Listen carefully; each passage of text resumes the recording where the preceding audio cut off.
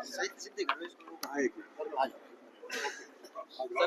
आज क्या कार्यक्रम है, क्या निमंत्रण आप दे रहे हैं? देखिए, भगवान परशुराम जी के जन्मोत्सव के उपलक्ष्य में 27 तारीख को एक भव्य कार्यक्रम का आयोजन किया जा रहा है पंचकूला में, और उसी के लिए मैं न्योता देने आया था।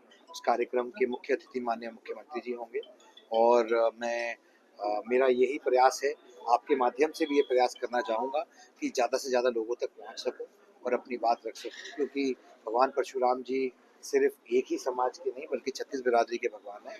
मैं आपके माध्यम से भी ये न्योता सब तक पहुंचाना चाहता हूं कि वे लोग आएँ और इस कार्यक्रम के अंदर, उनके जन्मोत्सव के उपलक्ष्य के अंदर इसके अंदर बढ़ चढ़ के हिस्सा लें।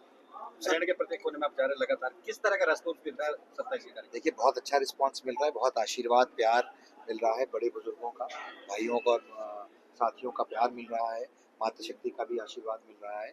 तो मैं मानता हूँ कि जिस तरह से, जिस भव्यता से हमने कार्यक्रम पहले किए थे, उसी भव्यता से इस बार भी सर, कुछ डिमांड्स भी रखी हैं जाहिर सी बात है, डिमांड्स तो हम अपनों से ही करते हैं, तो डिमांड जो भी होंगी समाज की, उनको हम माननीय मुख्यमंत्री जी की सरकार के सामने रखने का काम करेंगे, जैसे हमने पहले किया था जब करनाल में भी भगवान परशुराम जी का मामला। सर, एक वक्त कानून बड़ा चर्चा का विषय बना हुआ है जी, और वही लोग विरोध कर रहे हैं जो कल तक उसके पक्षधर थे। देखिए, वक्फ कानून के अंदर मैंने विस्तार से चर्चा की, मैंने अपना वक्तव्य भी दिया संसद के अंदर, और मैं मानता हूँ कि वक्फ वो एक गलत नज़रिए से प्रस्तुत किया जा रहा है। वक्फ का जो इशू है वो एक कम्प्लीटली एडमिनिस्ट्रेटिव इशू है, वो एक धार्मिक इशू है ही नहीं। उसको धर्म के चश्मे से देखना गलत है, और उसको धर्म के चश्मे से देखना एक राजनीति करने का एक जरिया है विपक्षी पार्टियों के लिए, और कहीं ना कहीं विपक्षी पार्टी उसका इस्तेमाल कर रहे हैं राजनीतिकरण में, क्योंकि ये एडमिनिस्ट्रेटिव इशू है और इसमें बहुत सारी कोर्ट्स की भी जजमेंट्स आ चुकी हैं, और उसके ऊपर अब हमारे संसद के अंदर जब कानून पारित हो चुका है तो देश का कानून तो हुआ ही। सर, आप कत्लेआम किया जा रहा है। देखिए, ये विडम्बनीय है, बहुत ही विडम्बनीय बात है, और मुझे नहीं लगता है कि इसकी इसको विपक्ष के लोगों को भी इसकी इस पे कटाक्ष करना चाहिए, क्योंकि ये किसी भी सोसाइटी के अंदर, किसी भी सिविलाइज सोसाइटी के अंदर ये एक्सेप्टेबल नहीं है कि इस तरह का व्यवहार किया जाए, और मैं मानता हूँ कि जितनी कड़ी से कड़ी इसकी निंदा की जाए। सर, एक मूवी आई है, उस पर टिप्पणी की गई ब्राह्मण समुदाय की। कौन सी? फूले मूवी में एक ब्राह्मण समुदाय पर टिप्पणी की है एक फिल्म निर्माता की ओर से।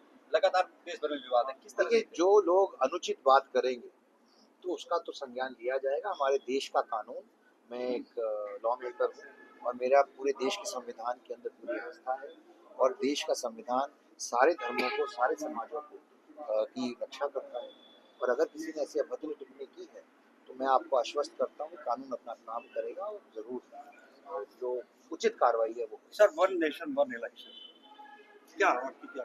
देखिए, वन नेशन वन इलेक्शन एक हमारे, अगर आप इतिहास में जाएं, और मैं इतिहास का स्टूडेंट हूँ, तो लगभग पहले 15 साल लगातार हमारे देश के अंदर वन नेशन वन इलेक्शन ही होते थे। जब परिस्थितियां बदलने लग गई और राज्य सरकारों को कांग्रेस द्वारा हटाया जाने लग गया, प्रेसिडेंट रूल लगाकर और अन्य माध्यमों से, तो वो प्रक्रिया पूरी हिल गई, और आज प्रयास यही है कि वन नेशन वन इलेक्शन होना चाहिए, क्योंकि हम हर वक्त इलेक्शन मोड में रहते हैं। हमारे यहाँ 6 महीने में इलेक्शन खत्म होता है, फिर किसी राज्य में इलेक्शन शुरू हो जाता है। तो डेवलपमेंट का काम कब करेंगे हम? जो कोऑर्डिनेशन के साथ संयोजित तरीके से काम करना है, व्यवस्थित तरीके से, वो कब करेंगे? अगर सब हर वक्त चुनाव ही रहेंगे तो हम डेवलपमेंट कब करेंगे, लोगों के लिए काम कब करेंगे? और खासकर एक ऐसे नेतृत्व के अंदर, एक ऐसे प्रधानमंत्री के नेतृत्व के कार्यकाल के अंदर, जिन्होंने भारत को एक विकसित देश के तौर पर स्थापित करने का सपना देखा है 2047 तक। ये बहुत बड़ी बात है कि अगर भारत 2047 तक एक विकसित देश के तौर पर स्थापित हो सकता है तो भारत की संज्ञा दुनिया में बदल जाएगी। सर, नहीं लगता कि वन नेशन वन इलेक्शन से समय की बचत होगी, पैसे की भी बचत होगी? हर तरीके से बचत होगी, और मेरा ये मानना है कि मैंने उदाहरण इतिहास का इसलिए दिया कि जो इसकी आज की डेट में क्रिटिसिज्म कर रहे हैं वो खुद ही ये करते थे।